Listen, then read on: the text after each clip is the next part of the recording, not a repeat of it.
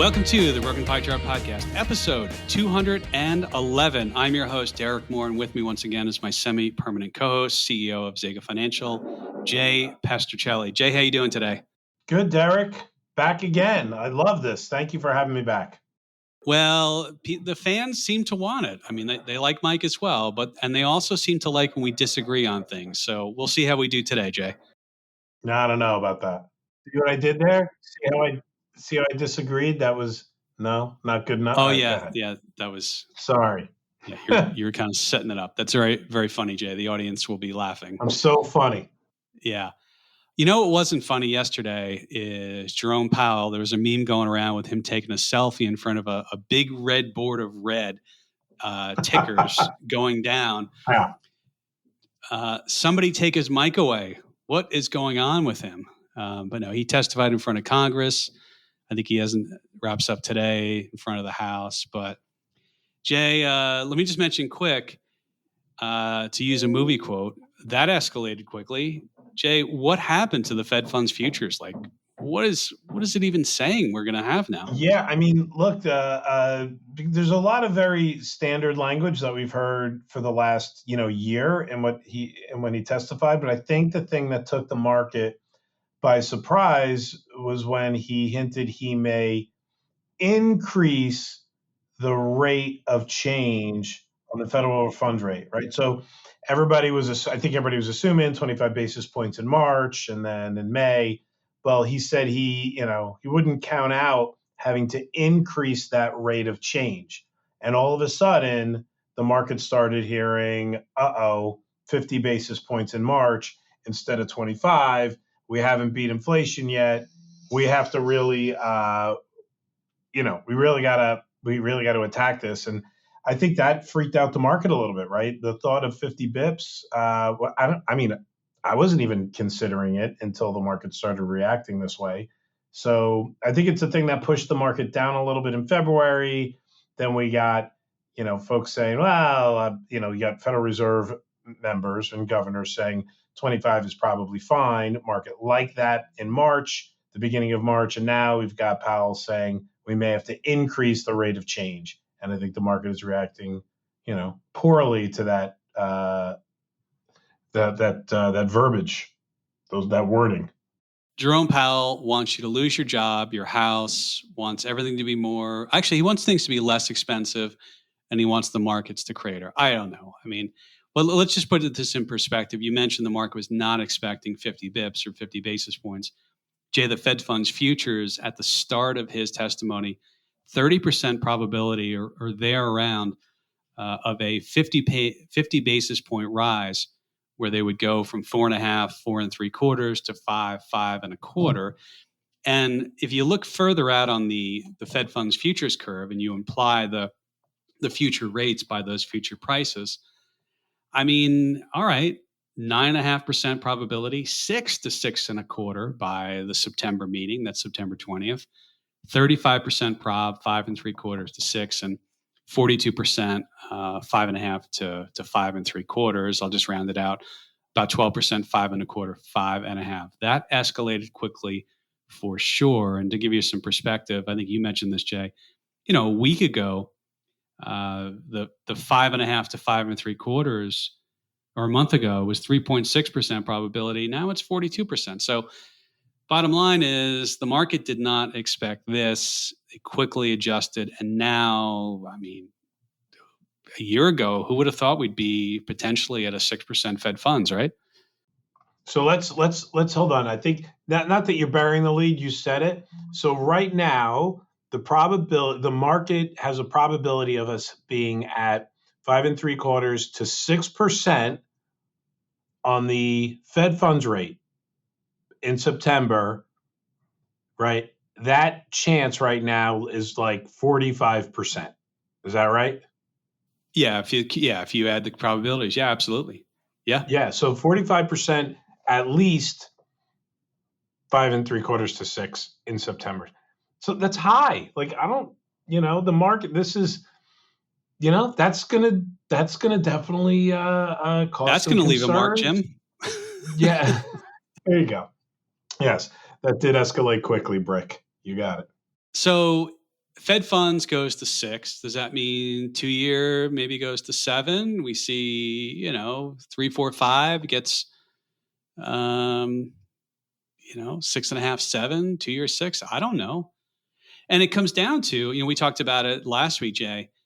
The 10-year and further out is really a reflection of what the nominal growth is going to be in the economy. But yeah, I don't know. I mean, we hadn't even planned on talking about this, but we sort of had to just mention it because markets have a certain disposition, and this definitely upset the apple cart, so to speak, right? Apple cart? Yeah, there we Yep. go. Yep. And when is the March meeting, right? The week of the 22nd, do I have that date right? Yeah, set your calendar, March 22nd. March 22nd is the meeting. Yep. Okay. 2 weeks. Get your popcorn. All right. So the other thing that came up, and we always like questions from listeners. And Jay, you want to take us into this topic? We had a couple good questions around the idea of dividends and flat markets and where returns come from, right? Yeah, yeah. So we were asked by Bill to discuss, dividends in portfolios if you're going to have a period of time where the market may not have appreciation and may be flat, and is it important to consider that in the way you build portfolios? And so that was a question that came in. I think it's a really good question. It's a topic we've been talking about now since November, December, maybe not so much on the podcast, but it's definitely one we've been talking about with our clients that, yeah, look, we still have, as advisors, right? We still have goals to meet for our clients, right? People's bills don't change just because the market's got a flat year, right? People still need to generate cash and generate growth and income out of their portfolio one way or another. And it's an important question. And so, Derek, you've put together a little bit of, you want to hop into kind of the data you put together around, what dividends make up of growth? Yeah, and I found this. Luckily, I didn't actually have to do the analysis. The Hartford Group had posted something, so I'm going to borrow from theirs. And over, from 1930 through the end of 2021, when you think about what makes up a return in an average year on an annualized basis, and so you could have price go up, but you could also have dividends. And 40% of the return has come from dividends from 1930 to the end of 2021. Now that varies, Jay, by certainly by the climate. We look at the 1970s where the price in the market was only up a few percentage points, but the total return was, I don't know if it was 6, but it was, above 5. 73% of the total return was made up from dividends. 2020s, 12%, 2010, 17%. So it sort of varies. 1980s was about 28%, but the 60s and 70s certainly. Now, of course, we have more growth companies that don't pay as much dividends. They're doing more buybacks. This is just dividends.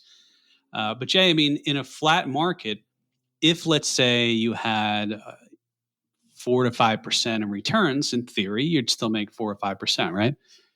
Yeah, exactly. If that's what your dividends were, right. And I think it brings up an interesting point about yields, right? I'm not sure if you're leading into that, but I'll let you continue your thought if that's going to roll into that. It wasn't, but let's go there. I mean, the dividend yield right now is, by the way, the S&P is only about 1.7%. We can round up to 2. I know, but higher dividend stocks, which have a value bent. I mean, Jay, we run a model that looks at dividends, and let's say we're right about 4% right now on the average of what the dividends are, and then I'll kind of let me tee you up here. I'll let you talk about this one.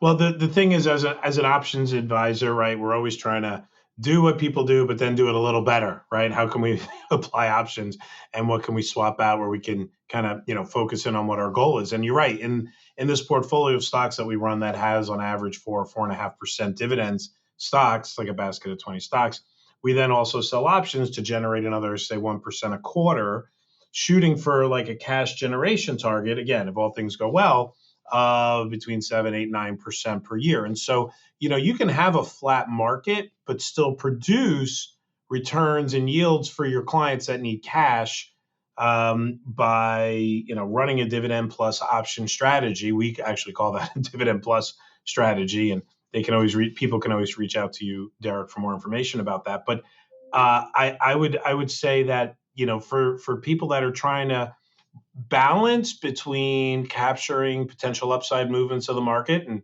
as a reminder, Derek, right, markets move up 70% of the time on a calendar basis. They are positive. So it does make sense to have exposure to that. But there are some times when it's not going to go up, but you still have to generate cash. So, using a dividend model that has an option overlay is definitely a choice that we've seen additional popularity this year because of the potential sideways market that we may have. Yeah, I mean, I think that's right. I mean, and those types of companies. So, I mean, we don't necessarily pick markets. That's why we always say we buy, we hedge, and if you miss the best 2 days of the year in any given year, you degrade your returns by quite a bit. But yeah, there are higher dividend stocks are more of a value oriented. I don't want to say it's a value, let's say, approach, but yeah, I mean, you have stocks that pay dividends, and the higher the dividend, they tend to be lower in price because if they run up too much, unless the company increasingly increases the dividends, and a lot of those companies do. Most companies, dividend payers, they actually are pretty good about increasing the dividend year over year, and then you layer on top a little bit of premium selling and those types of things. Jay, I will say too that there are markets that have gone nowhere. And you mentioned Bill and some of the folks who asked the question. They brought up Japan. I mean, Japan, I don't think they've exceeded the highs of the 80s. I'd have to double check, and usually I know that. So I'm sorry I don't have the Japanese Nikkei index data on the top of my head. But I do have the Spain index, the IBEX 35. And Jay, I know you're following this minute by minute. Oh yeah, don't miss a day of the old IBEX 35. It's interesting though. I mean, look, this has gone up and gone down over the last 24 years or so. Yeah, something like. But since 1998, if you bought it one of these months in 1998, I forget which month, it's the same price as it is today. So think about that. From 1998 to today, March of 2023, the index value is the same. Now, you can't buy an index, of course, but you could buy a makeup of the stocks or maybe an ETF or something that makes up the Spain IBEX 35. And essentially, you would have gotten the dividends every year, but no price appreciation. So, yeah, I mean, markets can move sideways. And Jay, we don't necessarily know what's going to happen next 5 years, 10 years, but I'll give you a little, and the audience really, a little bit of flavor on what I call where returns come from. And without overcomplicating this, when you think about it, if you end a year with an earnings per share on the index, let's say. So you have an earnings per share, you have some multiple of those earnings. So if your earnings are 200 and you trade, 20 times, you're trading at an index level of 4,000. And so for the next year, if you're going to have growth or a decline in an index, you say, okay, you have to grow revenues. You have some margin which grows or falls against those revenues. And then you come to your earnings. You have companies that are buying back stock, or like in the 2000s, you had a lot of growth companies that were issuing stock. And when share counts come down, the existing owners get a little bit of bump on earnings per share because there's less shares to do the math. And then there's a PE multiple. Without, conflating all this stuff, trying to do it, you and I in a podcast, 99 to 2011, the multiple went from 28.4 to 13. And markets for that decade, the total return only averaged about, 0.6%. I think I have more than a decade there. And then you look, Jay, at, let's say 99 to 09, 28.4 PE to 13.9. We just went through, 99 to 09, we went from, where's the good one here? Here we go. So 89 to 99, PE went from 14.5 to 28.4. Jay, we ended the year at, right around a 17.84 PE. And the reason why I'm bringing this up and throwing a bunch of numbers is Some people look at this and say, okay, what has to happen over the next 10 years for markets to really average significant double digit gains? And the answer is you would have to grow revenues a ton. You would have to, I shouldn't say a ton, but at a really good clip. Your margins would have to increase, or your PE would have to go from 17.84 to something much higher. Now, that doesn't mean that companies can't grow their margins. Margins have increased over the last decade. Earnings continue to increase. Revenues on average go up, 3.5%, 4% a year.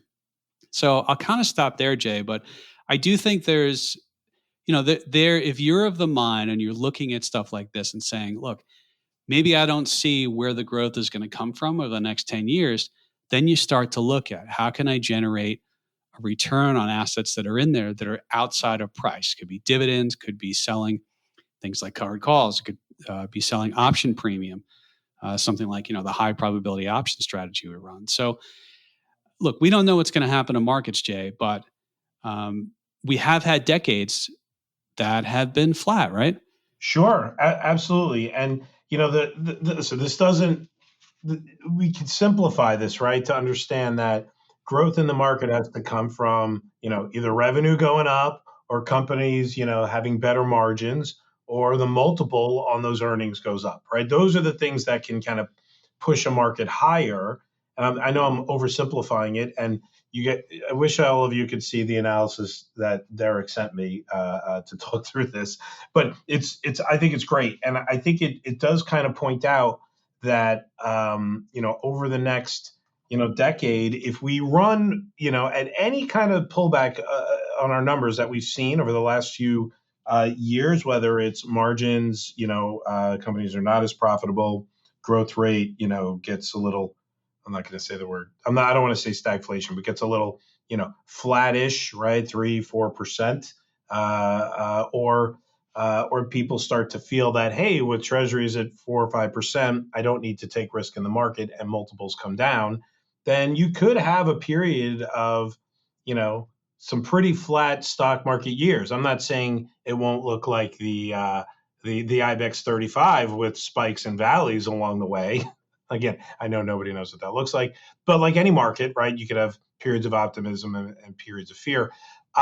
Listen, there's a good chance that you as an investor with your goals, right, are going to be challenged if you're relying on the appreciation of U.S. stocks only, right? That may be challenging over the next decade if we have any kind of retracement in some of the data points that drove such a great decade before 2022 started.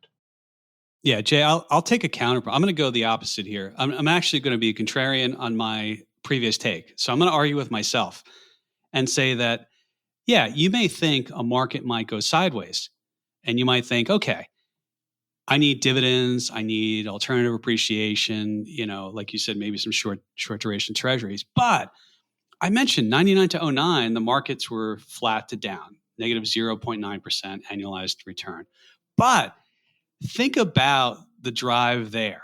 Think about the car on the road from the end of 99 to 09, and you had the great financial crisis in 08, you had the tech crash in 2000. What if instead of thinking about, well, I need a bunch of dividends in a quote unquote flat decade, there were a lot of peaks and valleys, meaning I think this is the case for sort of the buy and hedge approach or a hedged equity approach, where if you don't take a massive, massive drawdown and you only take a certain amount, you will have missed out on a majority of that portion. Think about 08. Market was down at one point like 55% from the highs. If, let's say, you only took 10, 12, something percent of that, well, then because you missed that, and because the idea of being able to reinvest at lower levels, you actually could take a flat decade and potentially, hypothetically, I'm throwing in a bunch of air quotes here, you could improve upon that return. So I think even within a flat decade, if you think it's going to be flat, like the EKG of a rock, straight line, that's one thing. But if you think there's going to be a lot of peaks and values, or if you think markets are overvalued, it's still the case for hedging, Jay. I see what you did there, Derek. You took one of our strategies and explained why structurally it could actually provide a benefit in a flat market. That was nicely done weaving that in. And listen, you're not wrong about that, right? Avoiding the big drops is the easiest way to participate in the growth, right? We always say volatility is kryptonite to a portfolio in general, right? I we've done this math, and I know we're off topic a little bit, but we've done the math of the difference of a portfolio that goes down 10 and up 11 is dramatically does that 5 years in a row versus a portfolio that say drops 30 and makes 40. Believe it or not, you actually do better off of down 10 up 11 than down 30 up 40, right? Because the bigger swings, the math makes it harder to get back to even. And so you're right. If you could put a collar, or put like a damper or gutters or barriers, whatever you want to call it, where you funnel those returns to be a little more prescriptive, then yes, that now you start to make the case of why in today's environment, an options-based strategy that limits risk can definitely make sense in a sideways market. You're absolutely right. Sorry to agree, but you're right. All right, you're wrong. You're wrong. I don't know. Counterpoint, sir. Let's move to the economy on something that I really am tired of talking about, but it's a new way of looking at it that I think is really interesting. And the discussion I'm getting tired of is everyone going on CNBC and say, we're going to have a recession. We're going to have a recession. It starts June 31st. It's going to last until here. Are we going to have a soft landing, a hard landing, no landing? But there was an interesting chart, and it's called Hope. And, on past episodes, I think you and I have been talking about the economy, and we've been talking about a lot of people are saying, well, we can't have a recession when employment's high. And I've sort of made the point in just looking back, a lot of times employment's sort of the thing that drops last. And you see that right before recessions. Michael Kantro put out I heard him on a podcast, but he also put out this graph. It's called a roadmap for how the economy responds to changes in rates. And he calls it HOPE. HOPE stands, and H stands for housing, O stands for new orders, P stands for profits, and E stands for employment. And Jay, the argument is that housing is sort of the first thing to slow. And it's not only prices, but he looks at, what is this, the NAIHB? I can't read that, but probably an association of home builders, HB, I believe. And then orders, something like durable goods. And we've seen durable goods come down, new orders. We've seen profit expectations start to come down. We've seen some year over year on the quarterly earnings come down, but employment is still holding up. And this, it looks like this is sort of like, what does he do? Negative 24 months to 24 months after. So I think this is a really interesting way of looking at it, Jay. So if you break up the kind of these four pieces of the economy, it's fair to say we've checked the box on three of them, which is housing, new orders, and profits, all kind of coming down, and employment is the last kind of lagging indicator to hold on, right? To keep us from the dreaded recession word.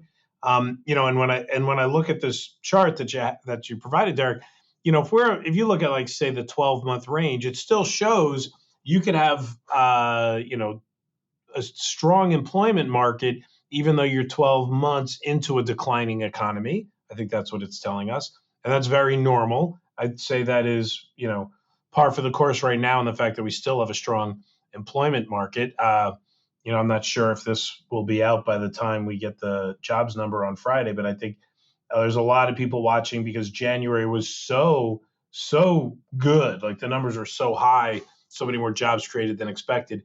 It's kind of caused a lot of this concern here within the market that is holding on so tightly. And I do think that's one of those points that the Fed is holding on to, that, hey, the consumer is strong, the market is strong, it can handle us raising rates and fighting back inflation. It's a little contradictory because he's trying to slow the economy, but it's saying it's strong enough to handle this. I'll finish up my point on this last point.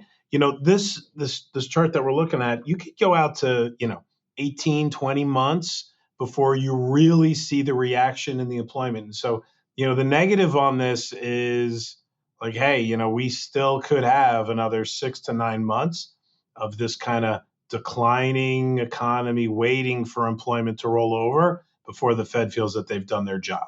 Yeah, I mean, I think so. And, the other part of this is, and I think he mentioned this, it's the inverse in a recovery. So I think he said, I'm almost positive he said this, hope is, housing sort of recovers first.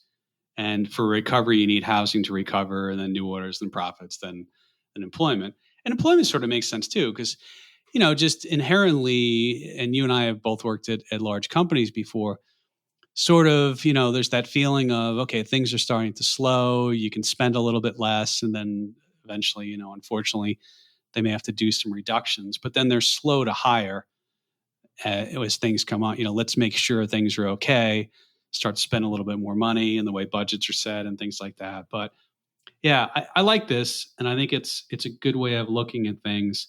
Of course, we also don't know how bad. I mean, housing doesn't have to go down like it did in '08.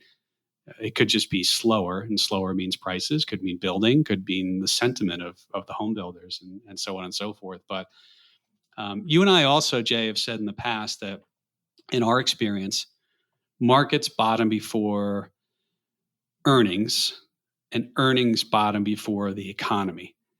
And I think another thing we looked at, and let me see who put this out. I don't remember who posted this, but there's a source on here, Matt Sermonero. And what he did was he took a look at what are the returns 1 year after the bear market low is in. And then he looked at a year later, did the earnings grow or were they less than they were from the prior 12 months? And so, Jay, if we use something like March of '09, 12 months later, so 1 year later, the market was up 69% off the lows. That's awesome. And you'd assume that earnings must be doing really well. Well, earnings were actually down over the next year, 7%. March of 2020 was up 75%, the market, while earnings were down 15.2%. So, Jay, I think this sort of supports the thesis that you and I have been talking about is earnings don't bottom first. They bottom second normally. Right. So the market, we've always said the market's a leading indicator, and the market's going to be ahead of these things, and it will turn before the economy turns. It's almost like, it's darkest right before the dawn kind of a theory. And once you see, even though things might be bad, you see a slowdown and a potential reversal in the decline of whether it's earnings or just the economy in general. The market's going to be all over that and say, okay, we've priced in the worst time to get long at this point, and be prepared for the rebuilding. Markets can do that, stocks can do that, which is why you get these ups and downs, obviously.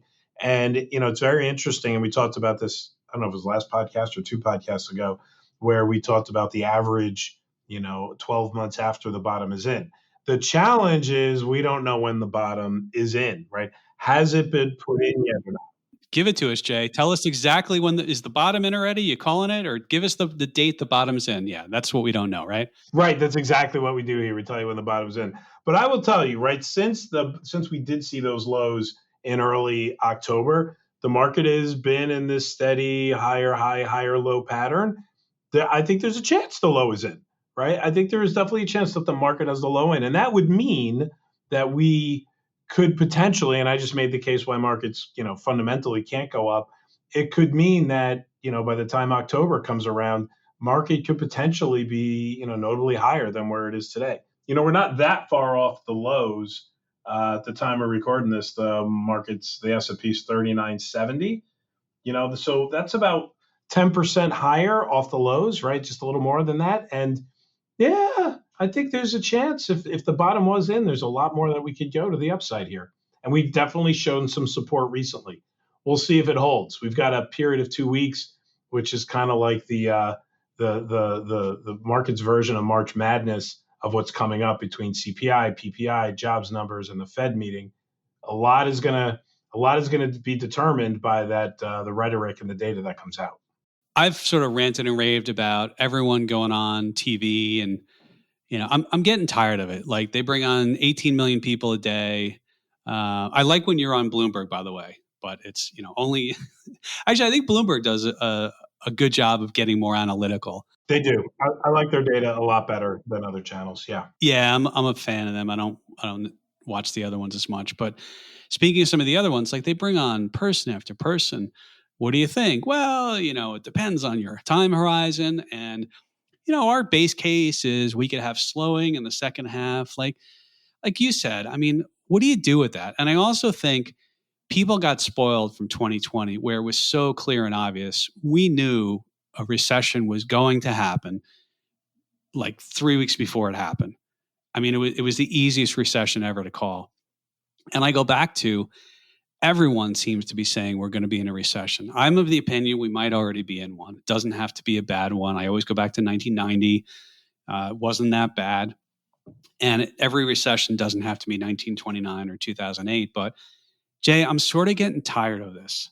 I mean, we're market people and we look at this stuff, but does it really matter? I'm not sure the recession point really matters when it comes to how we're managing portfolios, right? No, I don't. I don't. I mean, it may add a little more fear. It might add volatility for some of our strategies. That's good. For some, not so good. But I'm with you, Derek. Would you say at the beginning of the year when we looked at 28 analyst reports, right? Maybe it was the end of December. 27 out of 28 were predicting a recession. I mean, I can't think of a better thing to shock people with than saying that we're not going to have a recession in 2023. But who knows, right? It's rare that the crowd is always right. Well, remember at the start of 2022, most analysts had market predictions of what, 4,700 to 5,000? Where was your fundamental data back then? Like, where was that margin and earnings and multiple data back then, my friend? Ah, well, I looked at it. We were over 3 times price to sales, which is massively, quote unquote, overvalued. The thing with markets that you and I understand, and people are really good at this. Markets can, I mean, it can trade at a high multiple, and that's why people say sometimes, "All right, I'm going to go to cash because the market's too high," and then it runs for 3 more years. This goes back to your point, like what is, and that's the thing. Like, let's say an analyst comes on one of these financial news networks and says, "Oh, I don't know, we're going to have a recession coming up in next month." Are they telling their clients to all go to cash? No, they're not. I doubt it. I shouldn't say I know that for sure. But, most of the time, the key is to stay invested. I'm getting bored of it, Jay, because it's like, what do you do with that? And you know what? We were overvalued at the end of 2022, and 2021 was a great year. So, you know, go figure. I don't know what to do with this. I'm ranting out loud, Jay. I'm tired of it. I'm tired of the recession talk. All right. Well, I'm tired too. Let's move on. Yeah, just get it over with. Just sell off, do what you need to do, and let's be done with it, Jay. You got seller's fatigue going on, right? I hear you. Well, and a lot of times that's good. I think people have moved away from fear and they're more in the apathetic phase, and that's normally pretty good. Speaking of new highs, though, a couple odds and ends we want to cover. The who's this here? Charlie Bilello. Hopefully, I'm not mispronouncing his name. Put out a chart on Twitter. S&P number of all-time highs by year. So this is kind of like if we look at 2021. How many times did the S&P 500 make a new high in price? 70 times it made a new high in 21. One time in 2022, of course, that was in January of 22. Of course, no new highs this year. Jay, I thought this was interesting because what you see, and the audience can't look at this, but what you would see visually is you have these periods of year after year after year. You have a number of new highs in markets, and that would make sense. And bull markets make new highs all the time. And then you have some periods where you have not too long, but sometimes these long stretches where there aren't too many new highs. 2001 to 2012, there were 9 all-time highs made in 2007, but none in the other years. I don't know, Jay. I mean, I just think this is kind of interesting to look at. And maybe this supports more of the sideways action. I don't know. Who knows? Well, look, I mean, I think it does two things. It illustrates that, we had a pretty strong run the last decade within the markets because, I'm going to exclude 2022, but the years before that, we were making all-time highs, regularly in 2013, 2014, 15, 16, 17, 18, 19. All of those years, we saw new market highs. And, look, you get used to that. You get used to that growth. And, even though you have positive years before that, like 2010, 2011, 2012, you still didn't make new highs. And so in those scenarios, you can, the all time high is an interesting number, right? It's a little skewed. I think if you were to look at this and say, how often did we get within 3% of an all time high and count that good enough for this kind of a data, I think it wouldn't look as stark. But there are absolutely periods where it takes a long time to recover to get back to new highs. And once you have that momentum, it seems to stay, by you meaning the market, right? There's a great run from, 89 through 2000, right? Where you're having new highs every one of those years. So look, I think it's interesting. I don't know if it supports that we're going to be in a sideways market. I think it says, it's rare when I'm looking at this to have, like this a long, long stretch. I mean, the stretch to get back from 1930 took all the way to 53 to get to an all-time high. We didn't go through that. But what's not rare, Derek, is to have a year with 0 all-time highs followed by the next year to have all-time highs. So you can have some like market slowdowns where you then get back to all-time highs again. I don't know. It's an interesting picture. I'm not sure if it really matters too much here. To me, it doesn't prescribe, any guarantee of what's to come. All right. Last little tidbit, and then we'll get to our recommendations. Is he also put out a chart of number of large down days from 28 to 23. And this just says he's got it nicely arranged in columns. When you have a minus 1%, 2%, or 3% day in a particular year, he counts them up. So far in 23, we've had 9, 8 of which negative 1% or more, and 1 minus 2% or more. Look, I mean, last year we had 63 of these days. We've had a run of a couple of years in a row with some more volatility. Of course, 2017, there were 4 the whole year. Again, I don't really have too much to comment on this. I think in a lot of years you have certain days, but as you said, over time, markets go up, right? That's it. All right, Jay. Let's get to last week I gave a negative recommendation. This week I have one, but I want to let you go first. Well, I definitely gave, my good recommendations last week. I will tell you what I'm looking forward to, and don't judge me for this one, but in a few weeks, John Wick 4 comes out. My son and I are big John Wick fans, so I'm sure we will actually go to the theater to see that one. We saw John Wick 3 together in the theater, and we'll probably go to see John Wick 4. And I think that's like March 24th, March 23rd. So just, 2 weeks away. I'm looking forward to seeing that one. Yeah, it's a pre-recommendation. It's a pre-rec. I'm giving you a pre-recommendation. Yep, exactly. Yeah, that will be good because I've been touting Succession, the 26th, so you can kind of pair those as well. No, you know what? I like the first and second John Wick. I thought the third one was, Oh, come on. There were some great scenes. The axe scene was awesome. I don't know. Right in the beginning. Yeah, all right, never mind. We could disagree on that one, man, all day. I really like, I think, Keanu Reeves, so it's sort of a similar role to when he was in The Matrix, but at the same time, he is having this second, resurgence as an action person, right? I guess. Why not? Hollywood can make somebody in their 60s look like an action star. I you know what? You can Google how many kills have been on screen in the John Wick movies. It's some ridiculous number. Maybe I'll Google it while you're giving your recommendation. Yeah, no, I'm sure that is. By the way, why didn't they have Keanu Reeves do what was the movie they remade with somebody else? He did the original with Point Break with Patrick Swayze, which was a great movie. If you've never seen that, go see it. Like Chris Hemsworth, coming in, that's not a bad swap out, right? Wasn't it? It's not. Why couldn't Keanu Reeves be in that though? They couldn't have given him like a bit part. He's now the lead of the FBI unit or something, or maybe although at the end, well, I don't want to say what he did at the end of the first one in case people didn't see it. But all right, my recommendation, I'm going to go back in time, and I rewatched a movie recently called The Next 3 Days with Russell Crowe, and this came out in 2010. It's got Russell Crowe, Liam Neeson's in it, a bit part, Elizabeth Banks, Olivia Wilde. It's got a pretty good cast. I thought it was really good. It's kind of one of those, how do I not ruin it? Russell Crowe has to pull off something, and he basically has 3 days to sort of plan it.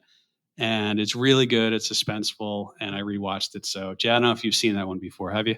I haven't, but I will take a look. Next 3 days. All right. That's my only recommendation this week, and nothing to pull back, Jay. I'm not canceling any other recs. Jay, how we doing? Do we have any data, or are we good? So the John Wick data, they actually give it kills per minute. So like John Wick 1, there was a kill every minute and 18 seconds. John Wick 2, a kill every 57 seconds. And John Wick 3, a kill every minute and 23 seconds. So I thought that was it's an interesting way to gauge the number of kind of on-screen kills with the with the bad guys. I want that in a spreadsheet with the minute by minute heat map, and I'll expect that for next week's episode. I think we could run like a nice oscillator, Derek. We could come up with a new indicator. We'll do a regression against the markets or something. All right, Jay, let's leave it there. We'll talk next week about whether that was good money or bad money spent by the New York Giants on our quarterback, but we simply don't have enough time to do that today. Jay, thanks again. Thanks, Derek.